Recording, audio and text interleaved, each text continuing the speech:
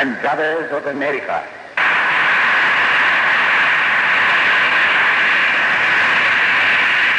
It fills my heart with joy unspeakable to rise in response to the warm and cordial welcome which you have given us. I thank you in the name of the most ancient order of monks in the world. I thank you in the name of the mother of religions. And I thank you in the name of the millions and millions of Hindu people of all classes and sects.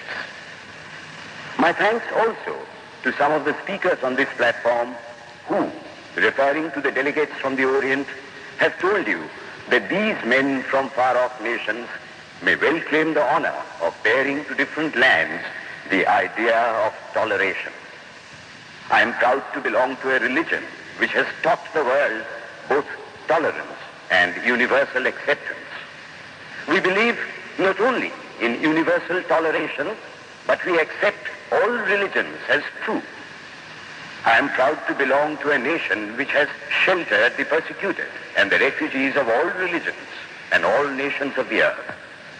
I am proud to tell you that we have gathered in our bosom the purest remnant of the Israelites who came to southern India and took refuge with us in the very year in which their holy temple was shattered to pieces by Roman tyranny. I am proud to belong to the religion which has sheltered and is still fostering the remnant of the grand Zoroastrian nation. I will quote to you, brethren, a few lines from a hymn which I remember to have repeated from my earliest boyhood, which is every day repeated by millions of human beings. As the different streams, having their sources in different places, all mingle their water in the sea, so, O Lord, the different paths which men take through different tendencies, various though they appear, crooked or straight, all lead to thee. The present convention, which is one of the most august assemblies ever held, is in itself a vindication, a declaration to the world of the wonderful doctrine preached in the Gita. Whosoever comes to me, through whatsoever form, I reach him. All men are struggling through paths which in the end lead to me. Sectarianism, bigotry, and its horrible descendant, fanaticism, have long possessed this beautiful earth. They have filled the earth with violence, drenched it often and often with human blood, destroyed civilization, and sent whole nations to despair. If it not been for these horrible demons, human society would be far more advanced than it is now. But their time is come, and I fervently hope that the bell that tolled this morning in honor of this convention may be the death knell of all fanaticism, of all persecutions with the sword or with the pen, and of all uncharitable feelings between persons wending their way to the same goal.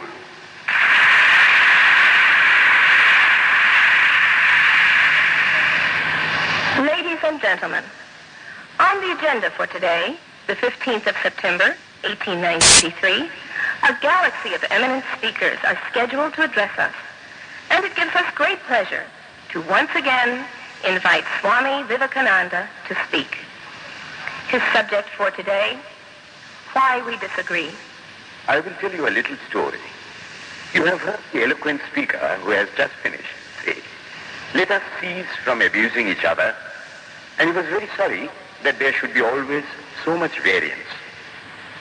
But I think I should tell you a story which would illustrate the cause of this variance. A frog lived in a well. It had lived there for a long time. It was born there. Energy that would do credit to our modern bacteriologists. In this way, it went on and became a little sleek and fat. Well, one day, another frog that lived in the sea came and fell into the well. "Where are you from?" "I am from the sea." "The sea? How big is that? Is it as big as my well?"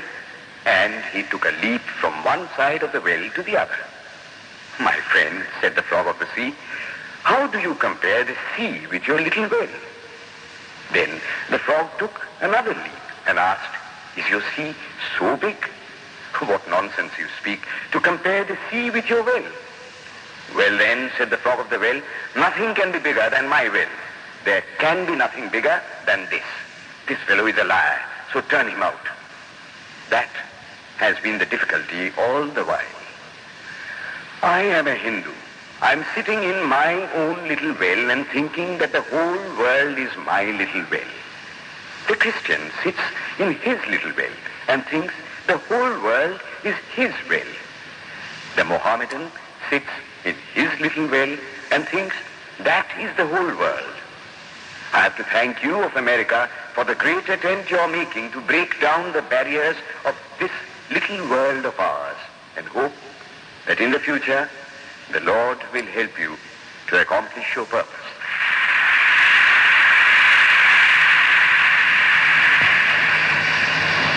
Delegates and friends, today, the 19th of September, 1893, is the 9th day of the World's Parliament of Religions. We have had the privilege of listening to many distinguished speakers from the world over address us on a variety of subjects. The time is at hand to now listen to the great monk from India, Swami Vivekananda, read his paper on Hinduism. Ladies and gentlemen, Swami Vivekananda. From the high spiritual flights of the Vedanta philosophy, of which the latest discoveries of science seem like echoes, to the low ideas of idolatry with its multifarious mythology, the agnosticism of the Buddhists and the atheism of the Jains, each and all have a place in the Hindu's religion. Where then, the question arises, where is the common center to which all these widely diverging radii converge? Where is the common basis upon which all these seemingly hopeless contradictions rest? And this is the question I shall attempt to answer. The Hindus have received their religion through revelation, the Vedas. They hold that the Vedas are without beginning and without end. It may sound ludicrous to this audience how a book can be without beginning or end. But by the Vedas, no books are meant. They mean the accumulated treasury of spiritual laws discovered by different persons in different times. Just as the law of gravitation existed before its discovery and would exist if all humanity forgot it, so is it with the laws that govern the spiritual world. The moral, ethical, and spiritual relations between soul and between individual spirits and the Father of all spirits were there before their discovery and would remain even if we forgot them. The discoverers of these laws are called rishis, and we honor them as perfected beings. I'm glad to tell this audience that some of the very greatest of them were women. Here it may be said that these laws, as laws, may be without end, but they must have had a beginning. The Vedas teach us that creation is without beginning or end. Science is said to have proved that the sum total of cosmic energy is always the same. Then, if there was a time when nothing existed, where was all this manifested energy? Some say it was in a potential form in God. In that case, God is sometimes potential and sometimes kinetic, which would make him mutable.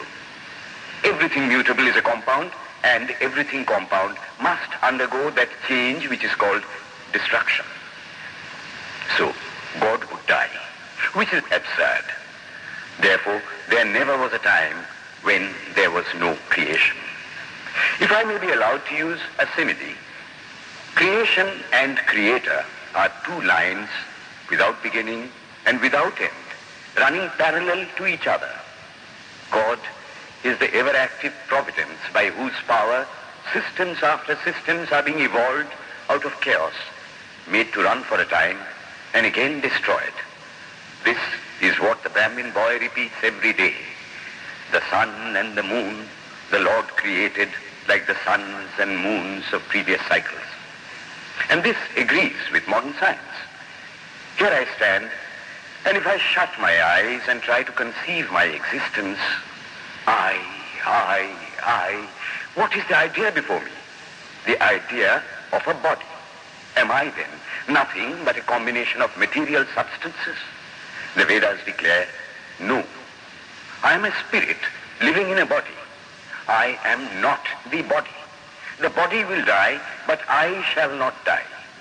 Here am I in this body. It will fall, but I shall go on living. I had also a past. The soul was not created, for creation means a combination, which means a certain future dissolution. If then the soul was created, it must die. Some are born happy, enjoy perfect health with beautiful body, mental vigor, and all wants supplied. Others are born miserable. Some are without hands or feet. Others again are idiots and only drag on a wretched existence. Why, if they are all created, why does a just and merciful God create one happy and another unhappy? Why is he so partial? Nor would it matter in the least to hold that those who are miserable in this life will be happy in a future one. Why should a man be miserable even here in the reign of a just and merciful God? In the second place, the idea of a creator God does not explain the anomaly, but simply expresses the cruel fiat of an all-powerful being. There must have been causes then, before his birth, to make a man miserable, and those were his past actions. Are not all the tendencies of the mind and the body accounted for by inherited aptitude? Here are two parallel lines of existence, one of the mind, the other of matter. If matter and its transformations answer for all that we have, there is no necessity for supposing the existence of a soul. But it cannot be proved that thought has been evolved out of matter. And if a philosophical monism is inevitable, spiritual monism is certainly logical and no less desirable than a materialistic monism. But neither of these is necessary here. We cannot deny that bodies acquire certain tendencies from heredity, but those tendencies only mean the physical configuration through which a peculiar mind alone can act in a peculiar way. There are other tendencies peculiar to a soul caused by his past actions, and a soul with a certain tendency would, by the laws of affinity, take birth in a body which is the fittest instrument for the display of that tendency. This is in accord with science, for science wants to explain everything by habit, and habit is got through repetitions. So, repetitions are necessary to explain the natural habits of a newborn soul, and since they were not obtained in this present life, they must have come down from past lives. There is another suggestion. Taking all these for granted, how is it that I do not remember anything of my past life? This can be easily explained. I am now speaking in English. It is not my mother tongue. In fact, no words of my mother tongue are now present in my consciousness. But let me try to bring them up. And they rush in. That shows that consciousness is only the surface of the mental ocean, and within its depths are stored up all our experiences. Try and struggle. They would come up, and you would be conscious even of your past life. This is direct and demonstrative evidence. Verification is the perfect proof of a theory, and here is the challenge thrown to the world by the rishis. We have discovered the secret by which the very depths of the ocean of memory can be stirred up. Try it, and you would get a complete reminiscence of your past life. So then, the Hindu believes that he is a spirit. Him the sword cannot pierce, him the fire cannot burn, him the water cannot melt, him the air cannot dry. The Hindu believes that every soul is a circle whose circumference is nowhere, but whose center is located in the body, and that death means the change of the center from body to body. Nor is the soul bound by the conditions of matter. In its very essence, it is free, unbounded, holy, pure, and perfect. But somehow or other, it finds itself tied down to matter and thinks of itself as matter. Why should the free, perfect, and pure being be thus under the thraldom of matter is the next question. How can the perfect soul be deluded into the belief that it is imperfect? We have been told that the Hindus shirk the question and say that no such question can be there. Some thinkers want to answer it by positing one or more quasi-perfect beings and use big scientific names to fill up the gap. But naming is not explaining. The question remains the same. How can the perfect become the quasi-perfect? How can the pure, the absolute, change even a microscopic particle of its nature? But the Hindu is sincere. He does not want to take shelter under sophistry. He is brave enough to face the question in a manly fashion, and his answer is, I do not know. I do not know how the perfect being, the soul, came to think of itself as imperfect, as joined to and conditioned by matter.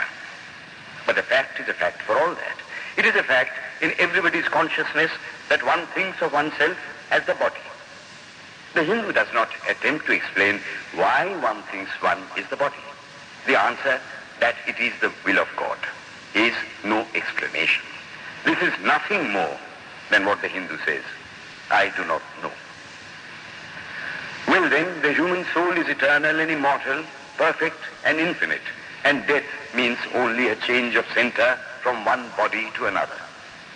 The present is determined by our past actions, and the future by the present. The soul will go on evolving up or reverting back from birth to birth and death to death. But here is another question.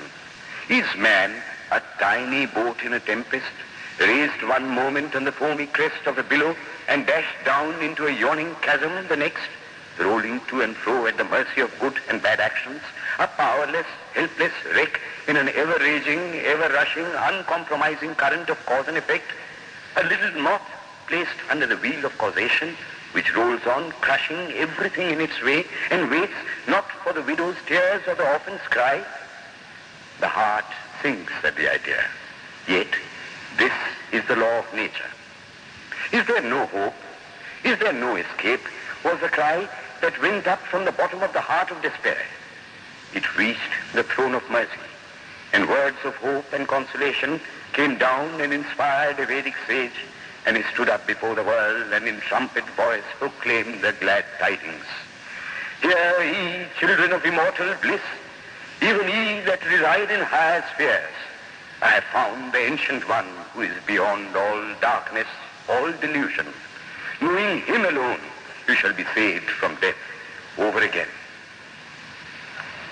Children of immortal bliss.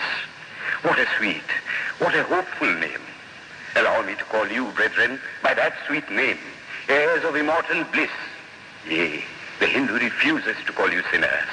We are the children of God, the sharers of immortal bliss, holy and perfect beings. Ye divinities on earth, sinners, it is a sin to call a man so. It is standing libel on human nature. Come up, O lions, and shake off the delusion that you are sheep. You are souls immortal, spirits free, blessed and eternal. Ye are not matter, ye are not bodies. Matter is your servant, not you the servant of matter.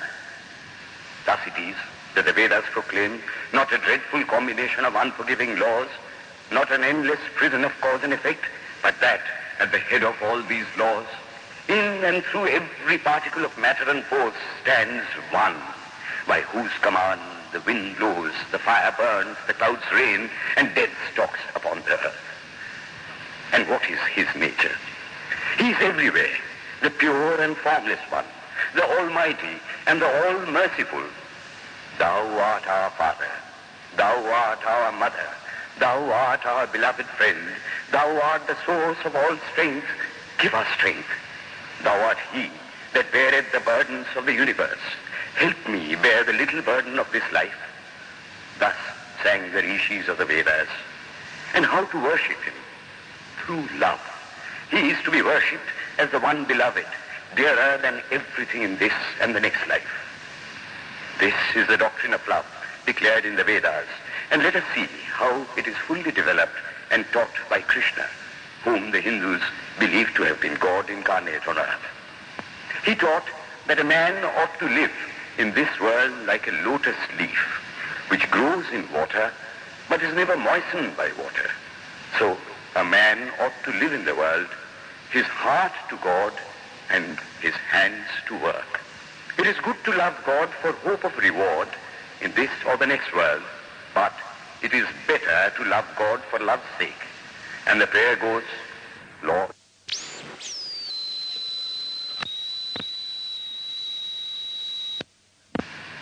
one of the disciples of Krishna, the then Emperor of India, was driven from his kingdom by his enemies and had to take shelter with his queen in a forest in the Himalayas. And there, one day, the queen asked him how it was that he, the most virtuous of men, should suffer so much misery. Yudhishthira answered, "Behold, my queen, the Himalayas. How grand and beautiful they are. I love them.